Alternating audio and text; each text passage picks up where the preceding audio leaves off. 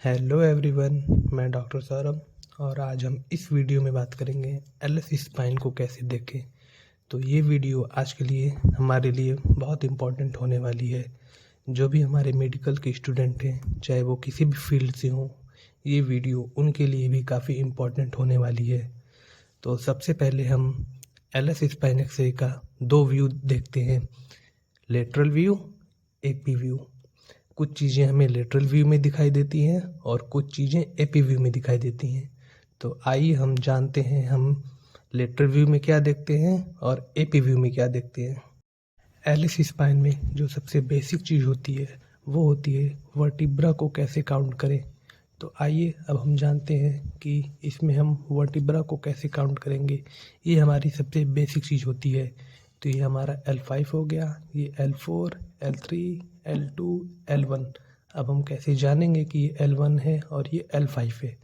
तो हमारी जो T12 वर्टिब्रा होती है उसकी जो रिब्स एंडिंग ये आप देख पा रहे हैं, ये रिब्स जो है T12 वर्टिब्रा पे आके ख़त्म होती है। तो जहाँ ये रिब्स आके ख़त्म होती है उसके नीचे से हमारा L1 शुरू हो जाता है। ये हो गया L1, L2, L3, L4, L5। ये हमारा लेटरल व्यू का है। अब इसी तरह से हम एपी व्यू में भी देखेंगे कि वर्टिब्रा को कैसे काउंट करते हैं।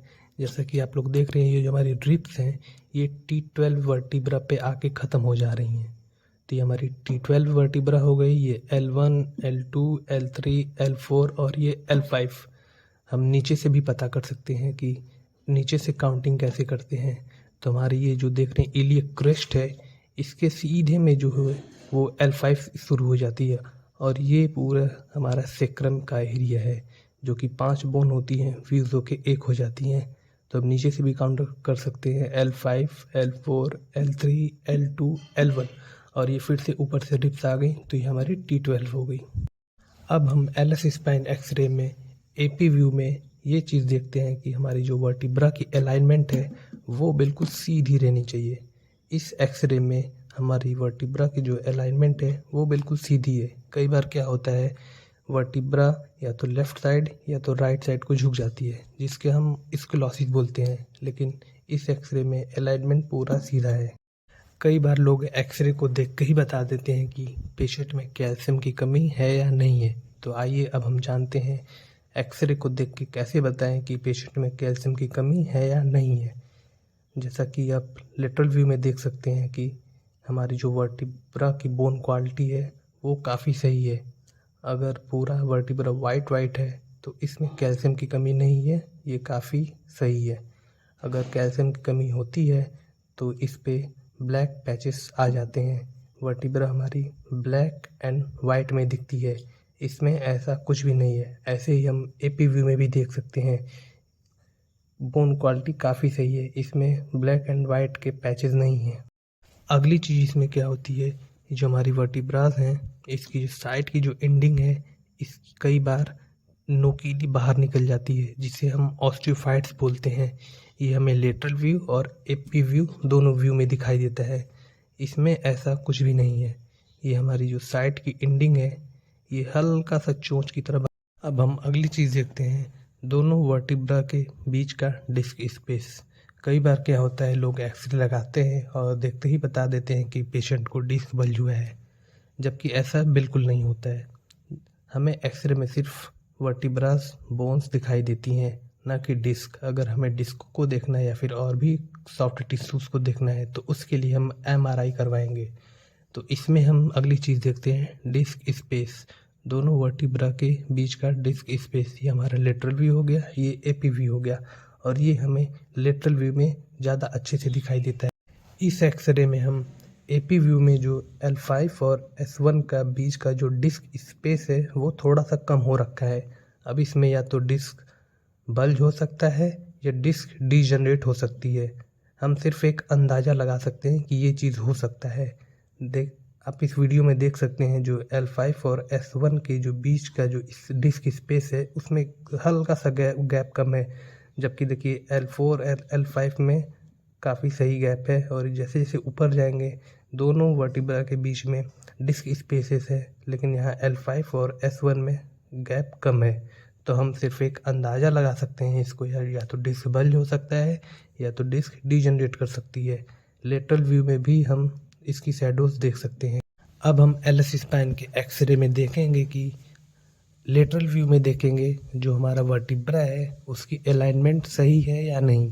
कई बार क्या होता है, वर्टिब्रा या तो आगे की तरफ मूव कर जाती है या तो पीछे की तरफ।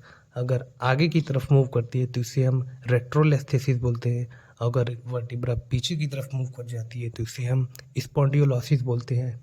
तो अगली चीज़ हम देखते हैं, वर्टिब्रा की जो अलाइनमेंट है वो बिल्कुल सीधी रहनी चाहिए, ना कि आगे की तरफ मूव करना चाहिए ना पीछे की तरफ मूव करना चाहिए। इसमें इसका जो अलाइनमेंट है वो बिल्कुल सीधे है। अगली चीज़ हम लेटरल व्यू में ही देखेंगे। इसमें हम देखेंगे कहीं पेशेंट को लॉस ऑफ लंबर लॉर्डरोसिस तो नहीं हो रखा है। लॉर्डरोसिस में होता क्या है, जो हमारी वर्टिब्रा की अलाइनमेंट है वो सीधी है, हल्का सा सी टाइप में रहती है। लेकिन जब लॉर्डरोसिस होता है तो ये जो वर्टिब्रा पांचों वर्टिब्रा होती हैं हल्का सा ऐसे कर्व लेके आ जाती हैं। इसमें देखिए सीधी आ रही है। जब भी लॉर्डरोसिस होगा तो ये वर्टिब्रा सीधे ना आके आगे की तरफ मूव करके इस तरह। एलएस स्पाइन के एक्सरे में हम अगली चीज़ देखेंगे, कहीं कोई बोन फ्रैक्चर तो नहीं है या फिर कोई वर्टिब्रा फ्रैक्चर तो नहीं है, चाहे लेटरल व्यू हो या एपी व्यू हो। तो हम इसमें फ्रैक्चर को भी देखते हैं, कहीं कोई बोन या वर्टिब्रा फ्रैक्चर तो नहीं है। अब हम इसमें एपी व्यू में देखते हैं कि एसआई जॉइंट सही है या नहीं। अगली चीज़ हम इसमें एसआई जॉइंट देखते हैं, वो बिल्कुल नॉर्मल है। और साथ ही साथ हम जो ईलियक क्रेस्ट देख रहे हैं इसको भी देखते हैं। ये दोनों ईलियक क्रेस्ट एक लाइन में होनी चाहिए, इसमें एकदम लाइन में है। इसकी वजह से अगर ये ऊपर नीचे होती है तो हमारी एसआई जॉइंट में भी दिक्कत आती है और पेशेंट को चलने में और बैक पेन भी आता है। अब इसमें हम अगली चीज़ लेटरल व्यू में देखते हैं, जो हमारा फोरामिन है ये नॉर्मल रहना चाहिए। इसमें जो न्यूरल फोरामिन है इसमें कई बार दिक्कत आने से जो हमारे फेसियल जॉइंट है वो रगड़ने लगती है और कैनाल स्टेनोसिस हो जाता है। तो इसको हम कंफर्म करने के लिए पेशेंट की एमआरआई करवाते हैं। इसमें हम अगली चीज़ ये फोरामिन देखते हैं, जो ये ब्लैक शैडोज देख रहे हैं इसे हम फोरामिन बोलते हैं। ये चीज़ भी नॉर्मल रहनी चाहिए। इसमें अगर एबनॉर्मलिटी आती है तो पेशेंट को कैनाल स्टेनोसिस या फेसियल जॉइंट ऑर्थोपैथी हो सकती है।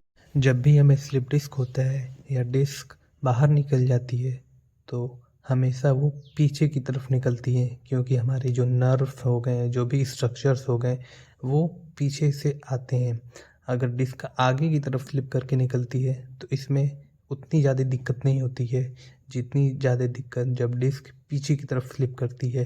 जब भी पीछे की तरफ स्लिप करती है तो इसमें नर्व कंप्रेशन होता है, जिसकी वजह से पेन रेडिएट करके पैरों में जाता है। तो आज हम लोगों ने जाना जो एलिस स्पाइन का एक्सरे होता है उसमें लेटरल व्यू और एपी व्यू में बेसिक चीज़ें क्या देखनी होती हैं, जिससे हम पता करते हैं कि पेशेंट को क्या दिक्कत आ रही है। तो आई होप ये वीडियो आप लोग को पसंद आई होगी।